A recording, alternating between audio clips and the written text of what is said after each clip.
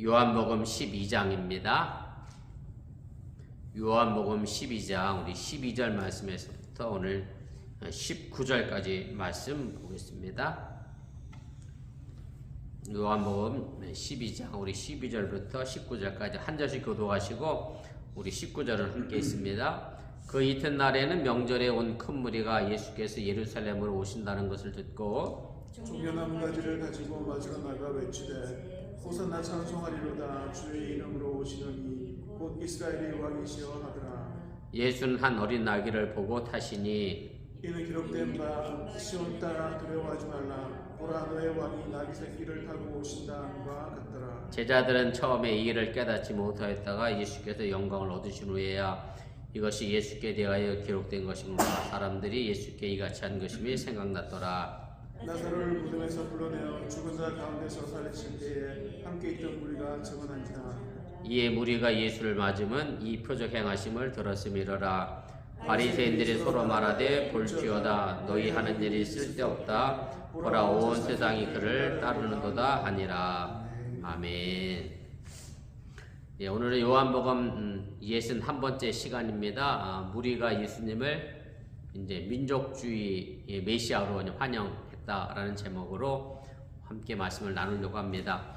요한복음을 크게 둘로 나눠 본다라고 하면 오늘 12장 11절 전까지 예수님께서 죽은 나사로를 살리신 사건까지를 우리가 전반부로 우리가 이해하면 좋을 것 같고요. 오늘 12장 12절 말씀에서부터 이제 마지막 21장 25절까지 있는 말씀은 사실은 예수님이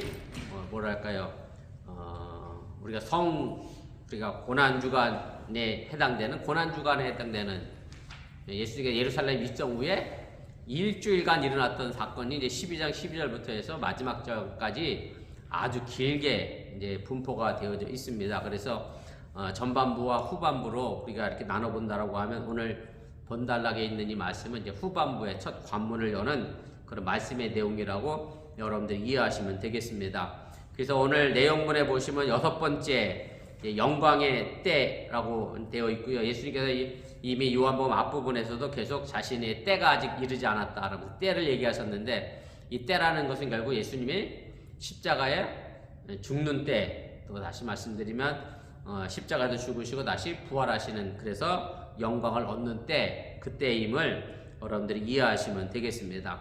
그래서 우리 본문 개요를 먼저 보겠습니다. 그래서 오늘 1번에 나와 있는 영광의 때에 예수님의 때가 당도했다. 곧 죽으실 때가 이제 가까웠다라고 하는 이 시작의 단락은 전체적으로 마지막 부분에 나와 있는 도입 부분에 이제 해당이 되고요.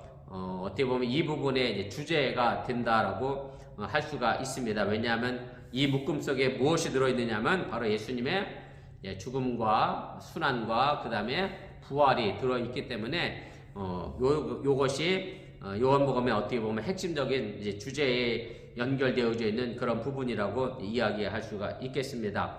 그 다음에 이제 사실은 이제 13장에서부터 계속해서 17장까지가 예수님의 설교입니다. 이거는 일주일간의 있던 행적을 이야기하는 것이 아니라 여러분들이 아시는 것처럼 예수님의 설교가 이루어지게 되고요. 일종의 고별 설교라고 우리가 이해하면 여러분 틀림이 없을 거고 조금 더 직설적으로 얘기하면 예수님의 유언과 같은 그런 말씀인데 자신이 죽고 나서 그 이후의 삶들을 제자들이 그리고 지금의 신앙인들이 어떻게 신앙생활을 해야 될 것인가에 관한 이야기를 이야기하게 되고 있고요. 그 다음에 이제 3번에서 실제적으로 예수님의 죽음과 순환과 장사 지낸 사건이 이제 기록이 되어져 있고, 그 다음에 4번에서 이제 무덤에 마리아가 다시 찾아오게 되고, 그 다음에 예수님이 다시 부활하셔서 제자들에게 나타나시는 것으로서 해서 6번의 영광의 때가 전체적으로 이렇게 병행 구조로 연결이 되어져 있음을 여러분들 이해하시면 되겠습니다. 오늘 예수님의 때에 당도하다라고 하는 이 부분도 전체적으로 보면 이제 병행 구조로 이제 구성이 되어져 있습니다. 뭐냐면 오늘 읽었던 본문 말씀이 이제 A거든요. 예수님이 예루살렘 성에 입성하니까 많은 사람들이 예수님을 맞으려고 호산나 다윗의 자손이여 왕으로 오시는 이여 라고 예수님을 맞이했잖아요. 그래서 말 그대로 로마 제국을 제압하고 자신들을 독립시키길 왕으로 예수님을 환영을 하게 되는데 A 대시에 가면 예수님은 계속해서 그렇게 얘기합니다. 나는 그런 왕으로 온 게 절대 아니다. 하나님께서 나를 보내셨고 하나님이 나를 세상에 구원하시기 위하여, 세상적인 개념의 구원이 아니라 영적인 구원을 위하여 나를 보내셨다라는 내용으로 A 대시에서 이야기하면서 이 두 A가 그렇게 이제 병영 구조를 이루게 됩니다. 이제 두 번째 이제 B와 B 대시는 이제 이 사건 이후에 이제 헬라에서 온 사람들이 예수님을 만나기를 청합니다. 쉽게 말하면 이방인들이죠. 예수를 알기 위하여, 예수님을 믿기 위하여 헬라 사람들이 와서 예수님을 이제 청하게 되는데, 오히려 B 대시에서는 유대인들이 예수님에 대하여 이제 청원이 아니라 거절하는 것으로, 이 청원과 거부가 서로 두 병행 구조로 연결이 되어져 있고요. 그리고 그 중앙 한가운데 C죠. 예수님께서 세상을 구원을 위한 때가 당도했음을 선언하심으로 해서 자신의 때가 다가왔음을 이야기하면서 영광의 때, 예수님의 때가 당도한 부분을 이렇게 병행 구조로 묶어 있음을 우리가 이제 보게 됩니다. 우리 2페이지 제일 위로 올라가도록 하겠습니다. 그래서 제가 6번까지 말씀을 설명을 드렸고요.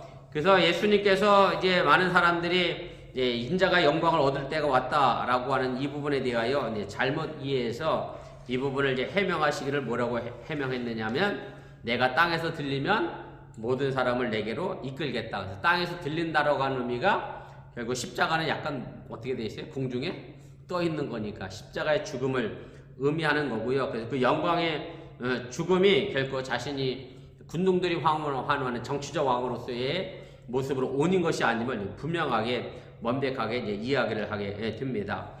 8번입니다. 그래서 오늘 읽었던 이 본문의 말씀은 마리아가 기름 부은 사건이 있었던 그 다음 날입니다. 그러니까 마리아가 예수님께 기름 부은 사건이 언제 일어났죠? 안식 후 첫날이잖아요. 금요일 저녁부터 토요일까지가 안식일이란 말이에요. 토요일 저녁까지.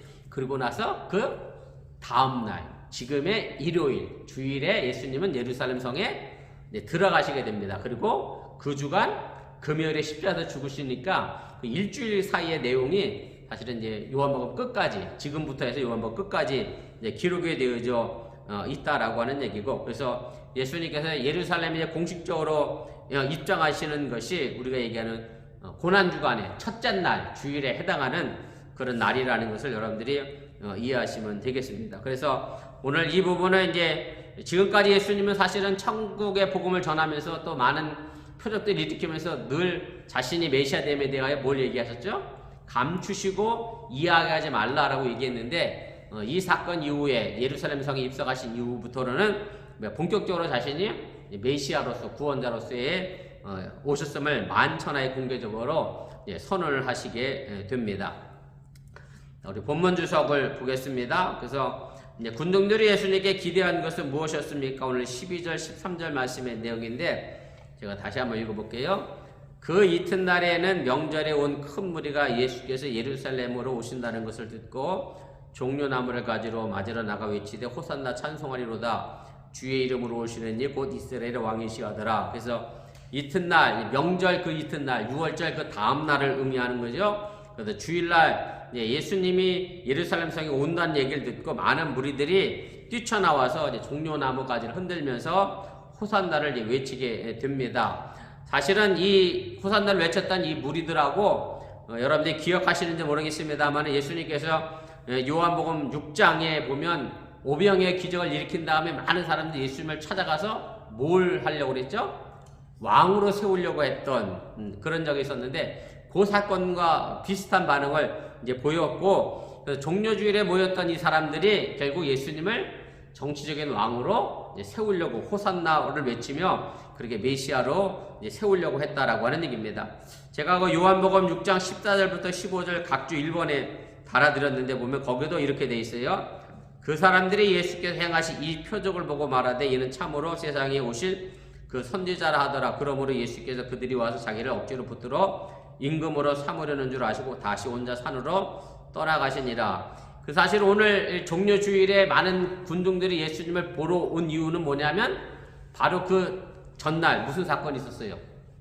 그 전주간에 죽은 나사로를 살리신 이적의 사건이 있었거든요. 그래서 결국 오늘 본문 마지막 부분에도 그것 때문에 많은 사람들이 예수님을 이제 보러 온 것으로 표현이 되어 있는데 마찬가지로 똑같은 이적을 보고 예수님을 이제 정치적 왕으로 세우려고 사람들이 모여들게 됐다라고 하는 얘기입니다. 그래서 이번입니다. 다시 말씀드리면 이 무리들은 예수님께서 죽은 자를 살리시는 그런 분이고 요한복음 6장에서는 보리떡 5개 생선 2마리로 5,000명 이상의 사람을 막 먹여대니 이런 사람이 왕이 된다라고 하면 분명히 놀라운 일들을 해낼 것이고 당연히 로마로부터 자신들을 해방시키고 독립시킬 것이라고 생각을 했고 또 메시아 왕국의 어떤 영광과 축복을 누릴 것을 그렇게 이제 기대를 하게 됐다라고 하는 얘기입니다. 왜 이런 기대를 하게 됐느냐 하면 구약성경 사무엘하 7장에 보면 하나님이 다윗에게 약속하신 것이 있는데 그것은 뭐냐면 다윗의 후손으로 오시는 메시아가 세우는 그 나라는 영원할 것이다 라는 예언이 있었기 때문에 이스라엘 민족 입장에서는 예수님께서 그 다윗 왕국을 다시 재현해서 영원한 나라를 만들 것이라 믿고 있었고 또 이제까지 예수님께서 말씀하셨던 이야기 요한복음에서 보면 자신을 생명을 주는 떡, 영원한 생명에 관련된 말씀 많이 하셨잖아요. 그러니까 예수님이 세우신 나라가 영원한 나라일 것으로 기대하고 아마 그렇게 예수님을 맞이했을 것이다 라고 하는 얘기입니다. 자, 이번입니다. 이제 군중들의 이런 기도를 하신 예수님은 무엇을 타고 이제 입성하셨느냐라고 하는 얘기인데 오늘 14절부터 16절까지 있는 말씀입니다. 예수는 한 어린 나귀를 보고 타시니 이는 기록된 바 시온에 따라 두려워하지 말라. 보라 너희 왕이 나귀 새끼를 타고 오신 남과 같더라. 제자들은 처음에 이 일을 깨닫지 못하였다가 예수께서 영광을 얻으신 후에야 이것이 예수께 대하여 기록된 것인가 사람들이 예수께 이같이 한 것임이 생각났더라. 이렇게 되어 있습니다. 그래서 예수님이 이제 군중들이 임금으로 모실 것을 알고 이제 환영을 합니다만은 그래 예수님은 그 사람들이 기대했던 방식의 왕이 아니라 말 그대로 이제 겸손의 왕으로 세상을 구원하는 구원자로 오셨기 때문에 이런 기대에 이제 저버리게 되고요. 만약에 예수님이 정치적 왕으로 오셨다라고 하면 제가 앞서 말씀드렸던 것처럼 요한복음 6장에서 오병이어 기적을 일으키고 났을 때 많은 사람들이 예수님을 임금으로 세우려고 할 때 그때 왕이 됐으면 됐지 굳이 또 밀어서 이때 다시 왕이 될 것은 아니기 때문에 예수님은 의도적으로 일부러 나귀를 타시게 됩니다. 왜 이걸 의도적으로 제가 표현했느냐면 이런 겁니다. 일반적으로 뭐 왕이나 장군이 전쟁터에 나가서 승리하고 돌아오면 대부분이 말을 타고 오거나 이제 병거를 타고 들어오죠. 그런데 예수님은 이제 오히려 겸손하게 나귀 새끼를 타고 들어오시게 됐는데 이것은 이제 구약성경 스가랴 9장 9절에 있는 말씀을 예언한 것을 이제 성취한 것으로 되어 있는데 제가 각주 2번에 달아드렸는데 보세요. 안에 보면 시온에 따라 크게 기뻐할지어다 예루살렘에 따라 즐거이 부를지어다 보라 네 왕이 내게 임하시나니 그는 공의로우시며 구원을 베푸시며 겸손하여서 나귀를 타시나니 나귀의 작은 것 곧 나귀 새끼니라 이렇게 되어 있습니다. 그래서 예수님의 이 나귀를 타고 들어오신 것이 이제 스가랴서의 구원을 이제 성취할 것인데 여러분들이 공간복음서와 요한복음이 조금 차이가 늘 있다라고 말씀드렸는데 공간복음서와 요한복음의 차이는 뭐냐면 예수님이 의도적으로 나귀를 탄 것에 있습니다. 공간복음서는 어떻게 기록이 되어 있죠? 제자들에게 먼저 가서 나귀를 끌고 오게 해서 나귀를 타고 들어오시게 되는데 오늘 요한복음은 이렇게 기록이 되어 있어요. 사람들이 막 무리들이 호산나 다윗의 자손이여라고 환영했더니 그것을 보고 나서 14절에 보면 예수는 한 어린 나귀를 보고 타시니 그렇게 되어 있어요. 그러니까 애초에 준비해 본 게 아니라 사람들이 그렇게 환영하니까 나는 그런 사람으로 온 게 아니다. 그래서 지나가는 어린 나귀를 보고 일부러 타신 것으로 요한복음 저자는 그렇게 표현을 하고 있습니다. 그래서 나귀를 타신 예수님 사실은 나귀는 전쟁터에 나가서 싸우는 동물은 아닙니다. 오히려 나귀는 뭐 하는 동물이죠? 일반 사람들이 짐을 싣거나 일을 시킬 때 쓰는 동물이 나귀입니다. 그래서 예수님은 전쟁과 싸움을 위하여 오신 왕이 아니라 겸손히 일하기 위하여 섬기기 위하여 오신 왕임을 오늘 나귀 새끼를 통하여 다시 한번 의도적으로 우리에게 이제 보여주고 있다는 것을 여러분들이 이해하시고 또한 깨달으시기를 바라고 이것이 공간복음서와 또 요한복음 저자가 다른 관점에서 약간은 다르게 이 부분을 표현하고 있음도 여러분들이 또 상식적으로 알아두시면 좋겠습니다.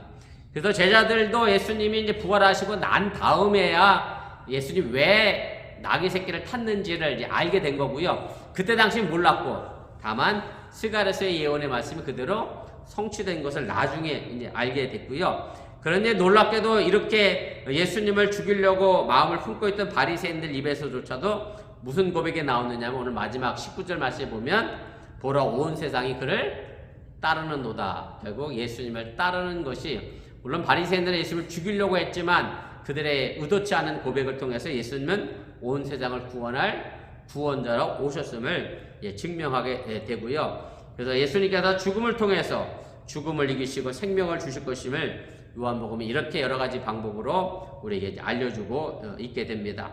자, 그럼 군중들이 예수님을 이렇게 맞이한 이유는 무엇입니까? 오늘 17절부터 19절 마지막 부분에 나와 있는 얘기인데 이렇게 되어 있습니다.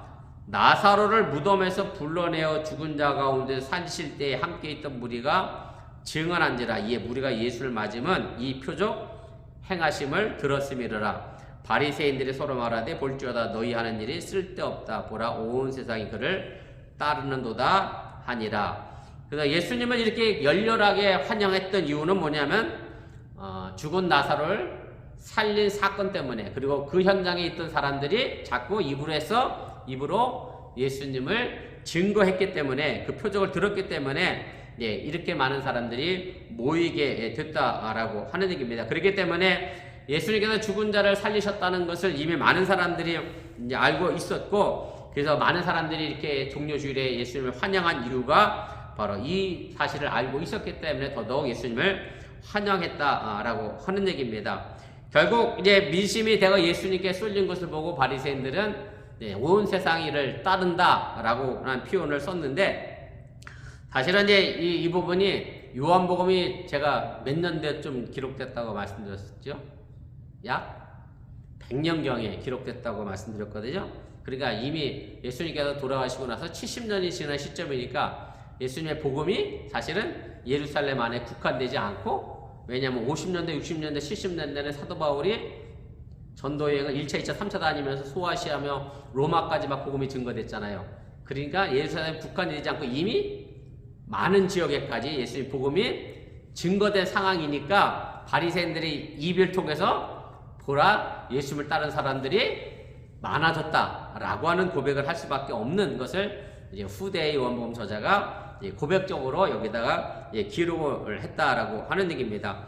그리고 바리새인들의 말이 그렇게 실제적으로 요한복음이 기록될 당시에 이미 성취됐고, 지금은 그보다 더 많은 부분에서 성취가 되어졌다라고 하는 얘기고, 그래서 예수님의 메시아 되심, 구세주 되심이 온 세계에 증거되어지고 전해진 사실을 여러분들 다시 한번 기억하시고, 예수님께서 예루살렘 성에 입성했을 때에 공관복음과 요한복음 저자의 차이점, 그리고 왜 예수님이 나귀를 타셨는지 그 의미도 생각해 보면서 우리가 교회 안에서 겸손하게 섬기고 나누고 헌신하는 그런 일들을 감당해 나갈 수 있기를 주님의 이름으로 축원을 드립니다.